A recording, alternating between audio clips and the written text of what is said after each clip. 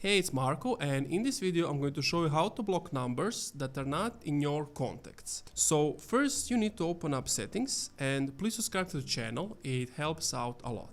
So you need to scroll down until you see phone. You want to click on phone, and from there you want to click on silence unknown callers. Here you want to turn this on, and basically what it does is calls from unknown numbers will be silenced, sent to voicemail and displayed on the recents list. That means that whoever is not in your contacts, they won't be able to reach out to you because their call will be automatically denied, but that doesn't block them. Another way to block everybody is scroll down until you see focus, and you can create your own custom focus. So I have this one, for example, and if you see under people, none allowed. That means that even contacts from my favorites won't be able to call me on my phone. They will be denied immediately. The same thing goes for any apps. I won't get any notifications, and that's basically it. Thank you for watching this video. If you enjoyed, leave a like, comment, subscribe.